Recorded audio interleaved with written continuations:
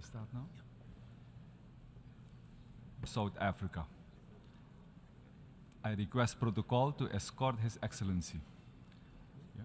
On behalf of the General Assembly, I have the honor to welcome His Excellency Matamela Cyril Ramaphosa, President of the Republic of South Africa, and to invite him to address the Assembly. President of the 78th session of the UN General Assembly, the United Nations Secretary General, Mr. Antonio Guterres, Excellencies, Heads of State and Government, Ministers, and ladies and gentlemen. 78 years ago, in the aftermath of the Second World War, the nations of the world made a solemn commitment to save future generations from the horror and the suffering of war. Through the United Nations Charter, these nations accepted a shared mandate to foster peace and promote fundamental human rights, to promote social progress, and to ensure that there's a better standard of life for all. And yet, as we gather here, much of humanity is confronted by war and conflict, by want and hunger, by disease and environmental damage and disaster. Solidarity and trust between states is being eroded. Inequality, poverty, and unemployment are deepening across many nations in the world. In these conditions, and in the wake of a devastating global pandemic, the achievement of the Sustainable Development Goals seem increasingly remote. At the moment when every human effort should be directed towards the realization of Agenda 2030, our attention and our energies have once again been diverted by the scourge of war. But these woes, these divisions, these seemingly intractable troubles can and must be overcome. Over millennia, the human race has demonstrated an enormous capacity for resilience, for an ability to resolve problems, for adaptation, innovation, compassion, and solidarity. At this moment, we are all called upon to reaffirm these essential qualities that define our common humanity. These qualities must be evident in how we work together as a global community and as nations of the world to end war and conflict. South Africa has consistently advocated for dialogue, for negotiation and diplomacy to prevent and end conflict and achieve lasting peace. It has committed itself as a country to the promotion of human rights, human dignity, justice, democracy, and to the adherence of international law. From the experience of our own journey, from the evil system of apartheid, which was declared a crime against humanity by this very organization, to democracy, we value the importance of engaging all parties to conflicts to achieve peaceful, just, and enduring solutions. It is these principles that inform South Africa's participation in the African Peace Initiative, which seeks a peaceful resolution of the conflict between Russia and Ukraine. In this conflict, as in all conflicts, We have insisted that the UN Charter's principle of respect for the territorial integrity of every country should be upheld. Our participation in the African Peace Initiative, supported by 7 countries from the African continent, is informed by a desire to see an end to the suffering of those most directly affected by the conflict and the millions on our own continent and across the world who, as a result of the conflict, are now vulnerable to worsening hunger and deprivation.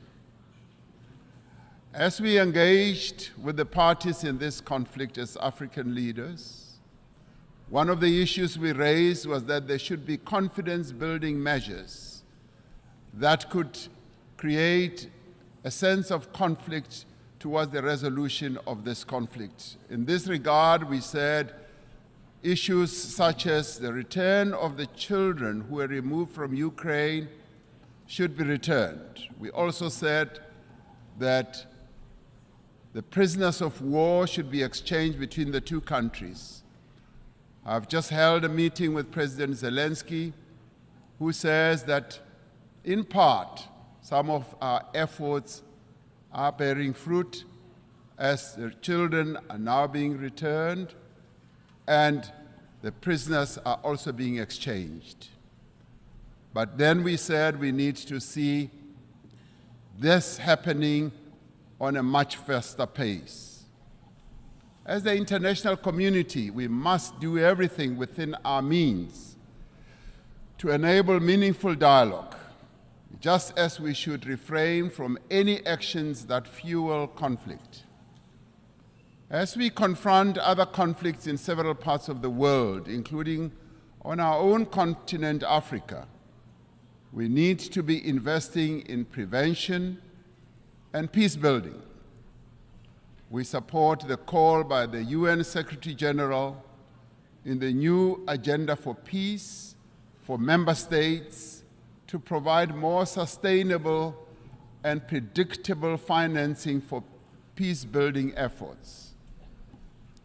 As a global community, we should be concerned by the recent incidents of unconstitutional changes of government in some parts of Africa.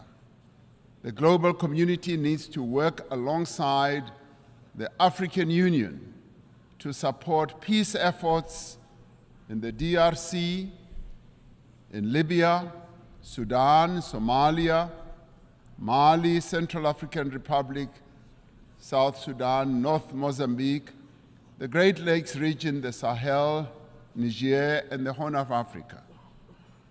The African Union Peace and Security Council has declared that it stands ready to deepen its cooperation with the UN Security Council to silence the guns on the African continent and to achieve peace and stability and development.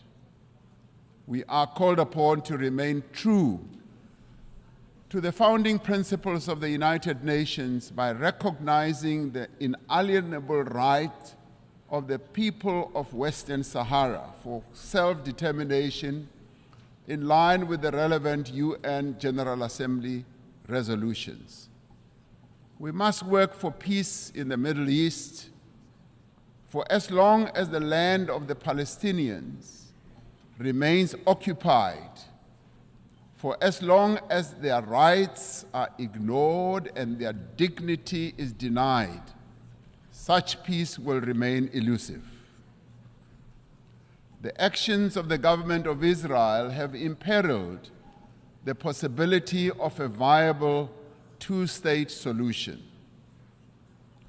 The principles of the UN Charter on Territorial Integrity and on the prohibition of the annexation of land through the use of force must be applied in this situation as well. South Africa continues to call for the lifting of the economic embargo that was imposed 60 years ago against Cuba. an embargo that has caused untold damage to the country's economy and the people of Cuba as well.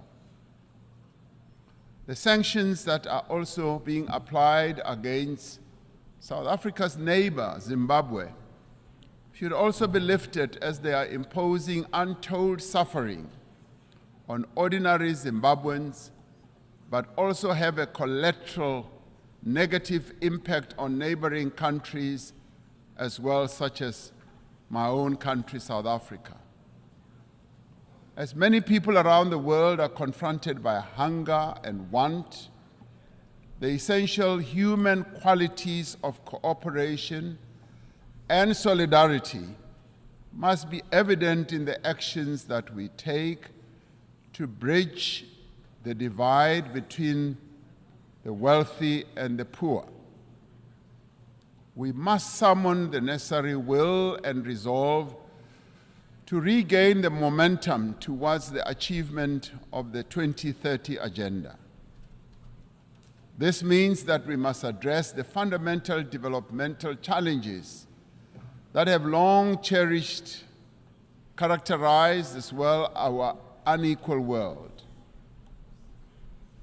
To address the developmental challenges that face many people in the world, we are required to focus on targeted investment, on technology transfer, capacity building support, especially in key areas such as supporting industrialization, building infrastructure, ensuring that agriculture investment takes place, ensuring that there is investment in water, energy, education, and health. This also requires predictable and sustainable financial support, including supportive trade policies from the international community.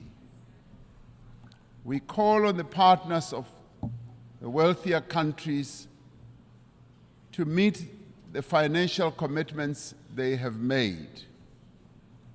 It is a matter of great concern to us from the Global South that these wealthier countries in the Global North have failed to meet the undertakings they made to provide $100 billion a year for developing economies to take climate action. This must be changed, and the money must be made available in the interest of development. We support the proposals outlined in the Secretary General's Sustainable Development Goals stimulus that many countries, particularly in the Global South, are burdened by. And we support the call to massively scale up affordable long-term financing to $500 billion a year and to expand contingency financing to countries that are in need. It is a grave indictment on this international community that we can spend so much money on war. And in fact, trillions are being spent on war, but we cannot support action that needs to be taken to meet the basic needs of billions of people in the world, needs such as addressing hunger, health, empowering women, and making sure that there is development in countries that are vulnerable. The achievement of the Sustainable Development Goals depends fundamentally on the empowerment of women in all spheres of life. Social and economic progress will not be possible unless we end gender discrimination. We must ensure that there is equal access for women to health care, education, as well as economic opportunities. We must pay particular attention to the provision of adequate health services to every woman, child, and adolescent. By doing so, we will fundamentally improve the health and well-being of all. The empowerment of women must be central to the actions we now take towards the realization of Agenda 2030. The women of the world need empowerment. They have a right to empowerment. They have a right also to participate equally in decision-making structures of all institutions in the world. I am proud that in South Africa, 50% of the members of the Cabinet of South Africa are women. And today I'm accompanied by an all-women delegation to this United Nations General Assembly. It should be a matter of concern to us all that the majority of people who are sitting in this assembly are men. The question we have to ask, where are the women of the world? The women of the world have a right to be here to represent the views of women across the world. The essential human qualities of innovation and adaptation must be evident in the actions we take to prevent the destruction of our planet. Africa is warming faster than the rest of the world. We are told that the 20 climate hotspots in the world that we have, we find 17 of them in Africa. Africa is least responsible for the climate damage that has been caused, and yet it bears the greatest burden. Centuries after the end of the slave trade, decades after the end of the colonial exploitation of Africa's resources, the people of our continent are once again bearing the cost of industrialization of the North and the development of the wealthy nations of the world. This is a price that the people of Africa are no longer prepared to pay. Many countries in the North count their assets in the mineral resources that are beneath the African soil. The wealth of Africa belongs to Africans. The mineral wealth that is beneath the soil of Africa must, in the end, accrue to Africans.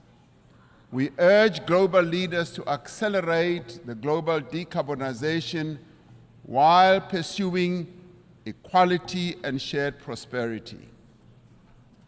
We need to advance all three pillars of the Paris Agreement: mitigation, adaptation, and support, with equal ambition and urgency.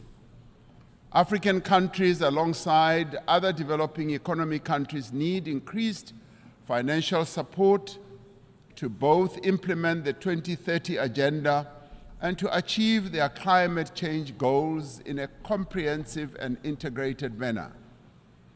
We need to operationalize the Loss and Damage Fund for vulnerable countries hit hard by climate disasters as agreed at COP27.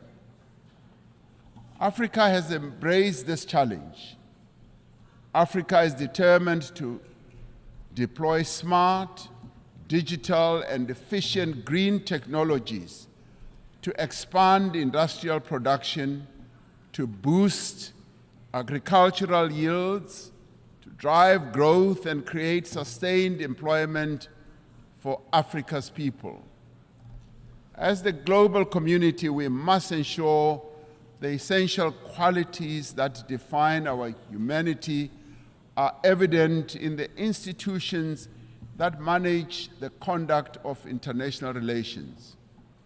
We require institutions that are inclusive, that are representative, that are democratic, and advance the interests of all nations. We require a renewed commitment to multilateralism based on clear rules and supported by effective institutions. This is the moment to proceed with the reform of the United Nations Security Council, to give meaning to the principle of the sovereign equality of nations, and to enable the Council to respond more effectively to current geopolitical realities. We are pleased that the common African position on the reform of the Security Council is increasingly enjoying wide support. This process must move to text-based negotiations, creating an opportunity for convergence between member states. The recently held BRICS summit in Johannesburg also affirmed the view that the United Nations Security Council should be reformed and should ensure that those who are not represented, that is, nations that are not represented, are also represented. We must ensure that the voice of the African continent and the Global South is strengthened in the United Nations and broader multilateral system. All the peoples represented here in this United Nations had their origins in Africa. In Africa, they developed the tools and capabilities to spread across the world and achieved remarkable feats of development and progress. And all this was due to the skills and the talent that originated from the African continent. Despite its history, despite the legacy of exploitation, colonialism, and subjugation, despite the ongoing challenge of conflict and instability, Africa is determined and ready to regain its position as a site of human progress. The era of African development has arrived. Through the African Continental Free Trade Area, which is creating a wider, seamless trading area and also accelerated interconnectivity, African countries are mobilizing their collective means and resources to achieve shared prosperity. Through this treaty, African countries are establishing for themselves the foundation for a massive increase in trade, accelerated infrastructure development, regional integration, and sustainable industrialization. As the global community, we have the means and we have the desire to confront and overcome enormous challenges that face humanity today.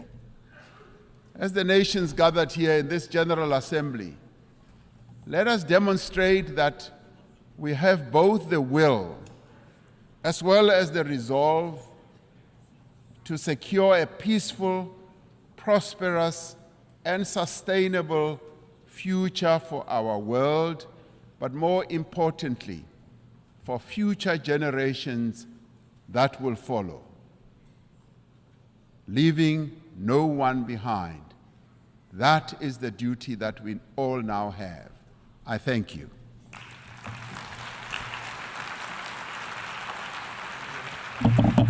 I wish to thank the President of the Republic of South Africa for the statement just made, and I request protocol to escort His Excellency.